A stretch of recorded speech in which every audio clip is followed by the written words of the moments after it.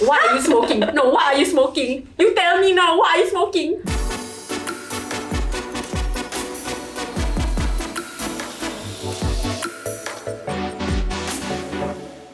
I'm Leo. Hi, I'm Fika. Hi, I'm Lee. Hi, I'm Leah and this is ZULA ChickChats. Hi guys, welcome to today's episode of ZULA ChickChats, and today's topic is toxic workplaces. Okay, so I love every time when I say like some juicy topic, everybody looks at me like we're not complaining about the current workplace that we are in. It's about like I think past experiences, and also I think in line of work sometimes there may be instances where things happen and then you feel uncomfortable by it, or that sometimes you just don't have any place to like reach out or talk about it. So we are here to discuss and also share our thoughts and experiences and how we can handle situations better. But before we go into that, maybe we can define a little bit about what exactly is toxic in this situation. According to the internet and my information on my paper right here, I think one of the big factors about what makes a workplace toxic, or what could potentially make a workplace toxic, is the power dynamics. Because in a workplace there is a hierarchy, right? When it has a natural hierarchy, sometimes it tends to like when people play on this power or use this power to their advantage and take advantage of like people who are below them, then it becomes a bit of a loose situation for the people who are receiving it, right? Correct. AKA getting fired, made to OT, getting pay cut, getting ostracized. I guess environment like that would be one where it goes unchecked, and one where like maybe there's no very strong HR policies in place, or even the HR is not responsive to, let's say the boss's actions. There's no action taken against it. With that said, maybe y'all can share a little bit more in depth on what happened to each of y'all at your workplaces. I was in a fintech company, but it was different from what I studied. Okay. So my ex-boss was a very straight and direct person, so there's no sugarcoating. I wasn't very familiar with the content and like the thing that we do, so I asked a lot of questions.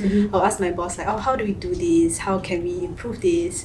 And he'll always say things like, if I need to teach you, might as well go back to school and let your prof teach you. Like, why do I need to pay you for that? there was a whole cycle of like, a lot of scoldings and emotional abuse in that sense. Oh, in what way? Like he always talks to me like that. My question is that when you apply for the job and everything, right? They took you in despite knowing that you don't have a background in fintech, or like Correct. what? Correct. Okay, so they always like Exactly, like they knew, yeah. and then they proceeded to be like, so why don't you know? Correct. And then like he wasn't open to like groom me or like mentor me.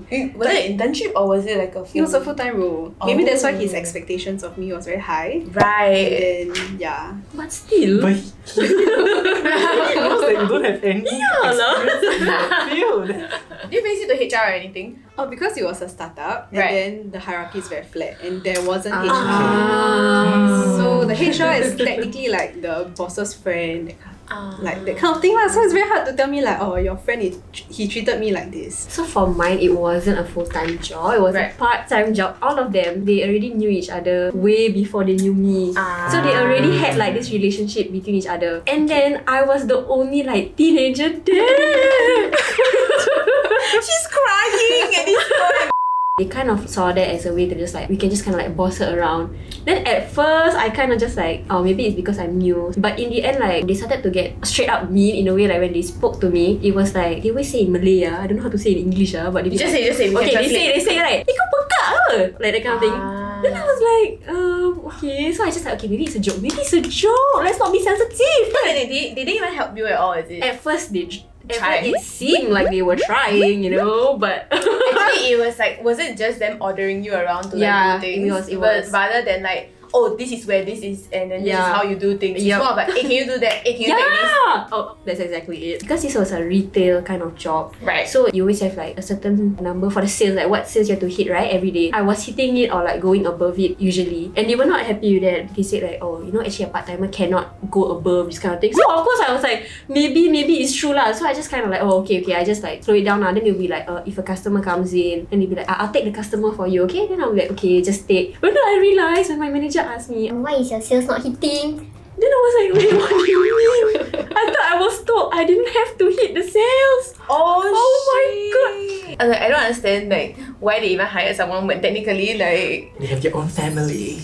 it's like they can do their job themselves. Like then they go and hire someone, and then in the end they tell them don't do their job. Like, I don't understand. Really. Really? Okay, for me, it's like they would think not with a mindset of being a boss, but almost a friend. But then that's when they put their emotions in. Then it builds a lot of problems inside a company, especially if you're running a company yourself. The boundaries were not drawn properly, and like it became a very grey area for me. I felt very suffocated. I will just admit that I'm the type of person who, you see something, I cannot say no. Oh, okay. So they take advantage of the fact that you will agree to whatever it is without considering like the work hours or like having a balance of like a work-life kind of situation. So were you compensated for it? No. The answer. There we go.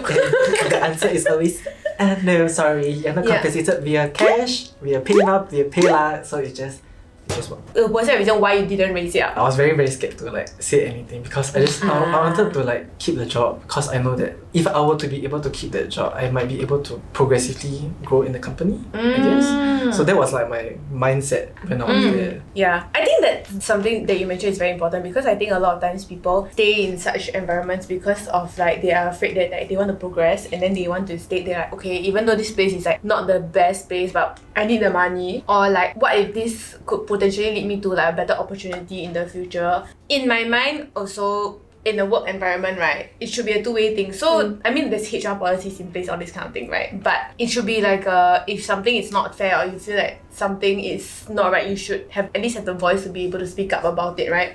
But why was this fear like kind of holding you back? What were you afraid they would do? You know what I mean? Because I couldn't really change the boss's behavior or like the way he spoke to people. So to me, I couldn't do anything about it. And like the other higher ups are all like his friends. Oh, like cause they co-founded this company together. Right. So like it was so hard to actually for me to tell anybody about it because they're all so used to his working style. That's they're okay with it, but I'm not lah. Right, I'm a right, stranger ma. So to me, I was very helpless in that case. Yeah.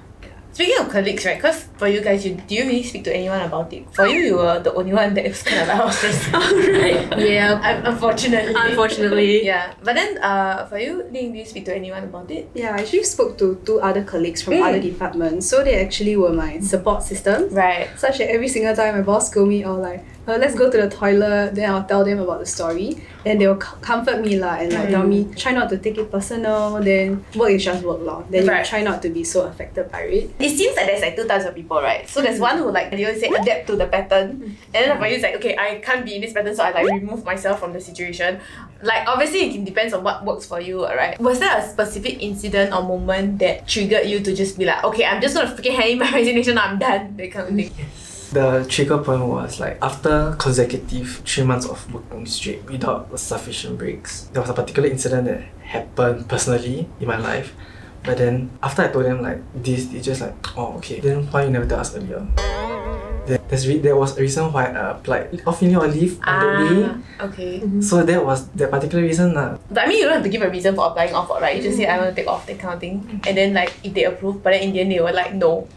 Like they made you work on that day. In the end, I had to fight my way through to like... It's just one off! Oh my god! I had to mention like the things that happened. Then like, okay. Nonsense, yeah. Okay, well.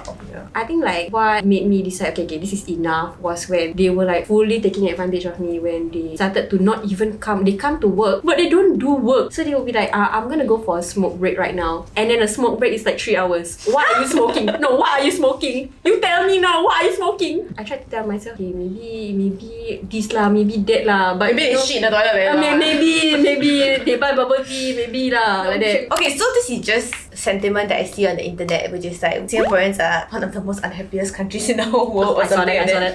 Yeah, and a lot of times people say it's because of like the work-life balance and like having to be very stressed about work. Not just work lah, but work is an aspect of it, right? So what are your guys' general thoughts on the work culture in SG? I think in general, probably like, I don't know if it's like can really blame the work or not, because sometimes also like, you know that the sentiment that you're talking about, it's mostly because also people individually usually they themselves want to work because like they feel the need that they have to. If I am very passionate about this, I have to continue to work overtime, that kind of thing. So you feel like you owe something to the job because you love it so much or something like that. Because I think in the society in general now, it's always about status, about like how hard you work, about how much money you earn. So I guess that kind of like adds up to why people are so, you know, invested in their work and like the whole like hustle mentality. Yes. Someone with like working from home now, right? A lot of lines are very blurred. So you don't actually end work at like 6 p.m. Sometimes after 6 you're like, oh, I just continue a bit more, clear more emails. Then sometimes when I'm at home after dinner, then I see client emails. Then I'll like, I want to clear it. So like I see a 0, you know? I don't see like the pending emails. So like it's an OCD thing in me also like to want to clear emails at night after work. I don't think it's toxic, but it's like it's become the norm already, right? That you have to like be responsive. Yeah, correct. And someone at night you don't really have much things to do now. So like you just like might as well do more work. No! I don't agree! Based on the internet again, it apparently says that Singaporeans are very hyper defensive when it comes to work culture, and what this means is that they are afraid of being held responsible for failures and they like look for people to blame. Do you think this is true? Very true. The hyper defensive thing always happens from hierarchies. Okay. For example, if you fuck up a project or something, the higher ups will like feel like, we just need to find a scapegoat. We blame all the problem on that person. I don't have such experience, but I think it could be true, especially for bigger corporations because they can just blame you know, like someone small. I feel like they can do it without facing the consequences. Because they just have that enough authority to just like. Which makes it obviously toxic, right? Yes, Right. Another aspect also about like what people would consider toxic is like micromanaging. For example, how necessary do you think this is in the workplace? I think it's very true now, especially we're all working from home. Because the managers cannot physically see you and whether you are doing work at home. So I've heard from my friends that certain managers require you to actually write down a timesheet according to different days and different hours. So every hour you have to take down the different tasks. So that's very time consuming because it's sometimes very difficult to track intangible tasks. So there's no way for you to actually breathe at home, you know. I've heard of people, they have to FaceTime their manager or whatever, like be on call the whole day, like just put it aside. Yeah, I've heard of people who work in places where they require you to do this, which to me I think is crazy. Like, what the hell, you go toilet also and say, Sorry, I need to go toilet. Bruh. As usual, we ask on our IG if people have any questions or things to mention about like toxic workplaces. And we have some questions. So someone asked, workplace toxicity is almost always driven by money. How far do you agree? Maybe it's a major reason lah. Okay. Because like usually when they do these kind of things, of course the benefit that comes with it is the money aspect lah. Obviously some actions they know that they shouldn't be doing, but because the thought like, okay, maybe I can earn a little extra from this, so that's why they like go forth with yours in your case particularly lah. Sorry to say. Unfortunately lah. It's not just about sales, it's about also getting in the good books of your other boss, and it could easily mean like, you know, taking advantage of someone or putting someone down to earn that extra. But I wouldn't say it's like almost always though. Yeah. Okay, so someone asked, what is the difference between a toxic person and a clueless person? The higher ups, they tend to be in their own bubble, and I think once they're in their own bubble, they do not tend to realize like what is the issue like around them, even though like they might be the ones that are handling a company or might be the one handling like external stuff. So they just think, since I work this kind of thing, then it's gonna be like that. So they just put their own expectations onto everyone else. I feel that if a clueless person was being so-called toxic, right, if you raised it up to this said person, they will be like, oh, I didn't know that, let me do something about it. So that would be like the difference mainly, is that they are more open to like receiving feedback. So to wrap up everything, any final words of advice you can give to people who may be in this situation? Despite like loving the job or whatever, there are some things that are just like inexcusable, and there are just some situations where you have to just really get out of it. You have to prioritize in the long run, will it be good for you or not? My first step will actually be talking to someone first, because it can be very myopic in the sense that you don't know why you are facing this.